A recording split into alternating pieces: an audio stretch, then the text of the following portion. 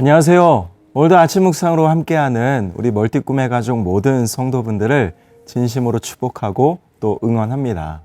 요즘 우리가 사는 시대는 확증 편향이 심한 듯 합니다. 말 그대로 보고 싶은 것만 보려 하고 또 듣고 싶은 것만 골라 들으려 하는 이 경향이 확증 편향이죠. 내가 기준이 되고 내가 중심이 되려는 개인주의의 폐해가 아닐까 싶어요.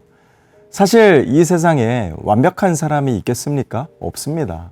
아무리 돈이 많고 운이 좋고 실력이 좋아도 또 지금까지 이룬 것이 남들보다 더 많을지라도 어느 누구도 완벽하다고 자신 있게 말할 사람은 없겠죠. 그런데 누구나 마치 자신의 생각과 판단 그리고 선택과 반응이 정답이라는 이 착각의 유혹에 쉽게 빠질 수가 있습니다. 그래서 우리는 늘 한 발짝 물러나서 나 자신과 또 내가 처한 이 상황에 대하여 객관화시켜 볼 수 있는 훈련이 참 필요한 것 같아요. 신앙도 마찬가지입니다.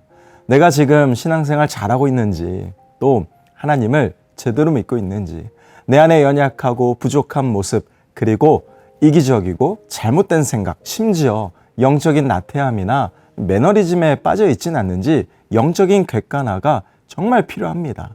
왜냐하면 저와 여러분들은 세월을 아끼며 살아야 되기 때문이에요. 특별히 오늘 본문 이 에스겔 12장은요. 사실 19장까지 전체를 봐야 되는데요. 12장부터 19장까지는 예루살렘 멸망에 대한 13가지의 구체적인 징조를 다루고 있습니다. 우선 에스겔 12장 1절부터 16절까지는 이 포로로 끌려가는 것을 예표하는 징조이고요. 오늘 본문이죠. 17절부터 28절까지의 내용은 이제 바벨론이 남유다를 침공하게 되면 그때 이제 심한 기근과 궁핍에 처할 것을 예언하는 징조입니다. 그래서 오늘 본문에 보면 하나님은 에스겔에게 너는 떨면서 내 음식을 먹고 놀라고 근심하면서 내 물을 마셔라. 그러면서 백성들에게 너희들도 똑같이 떨며 음식을 먹고 근심하며 마시게 될 것이라고 엄중하게 경고하라고 명하시는 거예요. 결국 예루살렘은 폐허가 될 것이고 남유다 백성들은 비참한 현실에 처할 거라는 이 심판의 메시지가 오늘 본문입니다. 그러면서 하나님은 이 완악한 백성들을 향하여 날이 더디고 모든 묵시가 사라지리라 하는 이 너희의 이 속담이 대체 뭐냐라고 강력하게 꾸짖으시는 거예요. 이게 무슨 말이냐면 많은 날이 지났는데도 하나님이 경고하신 심판의 계시가 하나도 이뤄진 게 없다는 말입니다. 그래서 당시 백성들은 심지어 종교 지도자들까지 하나님의 심판을 무시했습니다. 외면했습니다. 우습게 여겼습니다. 왜냐하면 봐라, 과연 하나님의 그 무시무시한 심판의 예언이 하나라도 이뤄진 게 있냐? 하나님의 심판이 있기는 하냐? 이런 막 냉소적인 태도로 하나님의 경고를 안일하게 여겼기 때문입니다. 결국 하나님은 이들의 속담을 다시는 입 밖에 꺼내지 못하도록 만들 것이고 또 하나님의 계시가 전부 이뤄질 것이고 또 그날이 가까웠다고 강력하게 말씀하시는 거예요. 또한 거짓 계시나 이 말뿐인 점술 하나님은 전부 없애버릴 것이다 경고하시는 거예요. 결국 하나님은 죄에 대하여 아니라고 여전히 듣고 싶은 것만 듣고 하고 싶은 대로만 하려는 이 어리석고 완악한 남유다 백성들을 향해 반역하는 족속이다. 이렇게 말씀하시는 거예요. 과연 하나님은 오늘 저와 여러분들의 믿음과 신앙을 향하여 대체 뭐라 말씀하실까? 저는 이런 생각을 잠시 해봤습니다. 저는 에스겔 말씀을 묵상하면서 이런 생각이 들었습니다. 지금 이럴 때가 아니에요. 지금 백성들은 갑질할 때가 아닙니다. 엉뚱하게 바보 같은 소리 할 때 전혀 아니에요. 배짱 튕길 때 아닙니다. 지금은 1분 1초가 급한 상황이에요. 임박한 심판 앞에 얼른 돌이킬 때입니다. 납작 엎드려야 될 때예요. 대체 왜 이럴까? 전 이해가 되지 않았습니다. 하나님은 충분히 참으셨고요. 기회를 이미 줄 대로 계속 주신 거예요. 지금 이 순간에 남유다 백성들이 가장 먼저 할 것은 얼른 내 죄를 깨닫고 또 눈과 귀를 열어달라고 하나님께 간절히 구할 때입니다. 하나님의 용서를 구할 때예요. 다시 회복의 은혜를 간절히 구할 때가 바로 지금 이 순간 가장 붙들어야 될 삶의 모습입니다. 여러분은 지금 무엇을 구하고 계십니까? 내 뜻을 구하기 전에 우리 하나님의 뜻을 먼저 구해야 됩니다. 나의 만족, 나의 유익을 구하기 전에 하나님의 기쁨과 영광을 우리는 가장 먼저 구할 줄 알아야 돼요. 유한한 이 땅의 것을 구하기 전에 영원한 하늘의 것을 가장 먼저 구할 수 있는 성숙한 신앙의 소유자가 저와 여러분들이 다 되시기를 진심으로 축복합니다. 오늘 본문에 떨면서 먹고 또 근심하며 마셔라.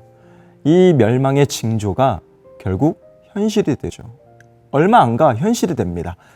열왕기하 25장을 보면 이 바벨론의 침공을 받아 양식이 떨어져 굶주리는 비극적인 결말이 그대로 다 소개됩니다. 하나님은 당신의 본심을 진심을 다하여 이렇게 표현하십니다. 나의 말이 하나도 다시 더디지 아니할지니 내가 한 말이 이루어지리라.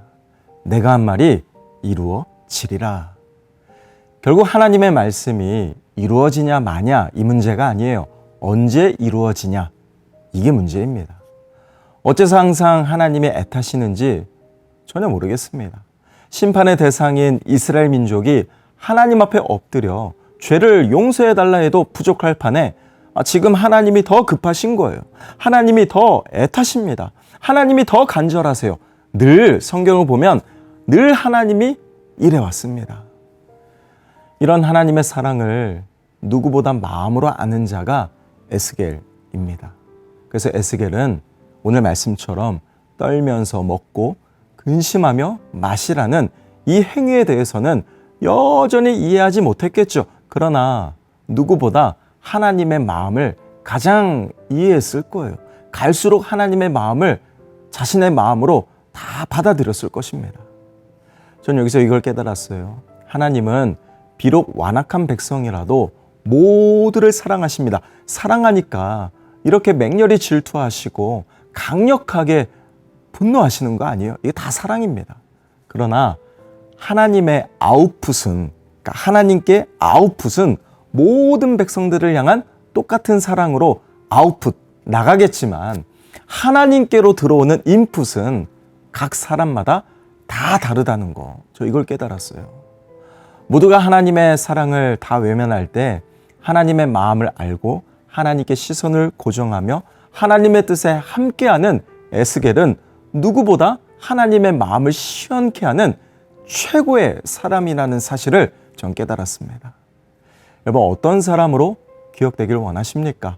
아니, 하나님께 어떤 인생으로 평가되기를 바라시나요? 결국 오늘 하루 내게 주어진 삶에 최선의 믿음으로 우리 정성껏 살아야 됩니다. 오늘 말씀처럼 떨면서 먹고 근심하며 마셔라.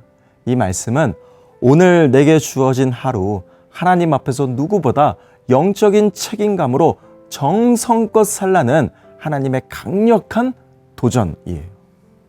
오늘이 마지막인 것처럼 우리 다 함께 거룩히 열심히 살기를 축복합니다. 어디에서 오늘 내가 누구를 만나든 어떤 일을 하건 하나님의 자녀답게 우리 멋진 믿음으로 꽉꽉 눌러 우리의 삶을 가득 채웁시다. 그렇게 믿음의 하루가 계속 쌓이다 보면 어느새 하나님께 멋지게 자랑할 만한 영광의 그날을 우리 맞이하게 될 거예요. 오늘도 완벽할 수는 없지만 하나님과 또 나 자신에게 절대 부끄럽지 않을 이 믿음의 삶으로 당당히 그리고 멋지게 살아내는 축복된 인생이 우리 사랑하는 멀티 꿈의 가족 모든 삶이 되시기를 예수님의 이름으로 축원합니다. 함께 기도하겠습니다. 사랑의 하나님, 오늘도 내게 주어진 일상에서 하나님의 자녀답게 거룩한 열심으로 살아가게 하여 주옵소서. 오늘도 하나님이 내 삶의 전부임을 기억하며 오늘이 마지막인 것처럼 최선의 믿음으로 하나님 앞에 서게 하시고 또 하나님이 허락하신 이 귀한 삶, 자랑스럽고 멋진 신앙의 열매를 주렁주렁 맺는 성숙한 믿음의 승리자가 다 되게 하여 주시옵소서. 감사드리며 오늘도 나와 함께 하시는 우리 주 예수 그리스도의 이름으로 간절히 기도합니다. 아멘.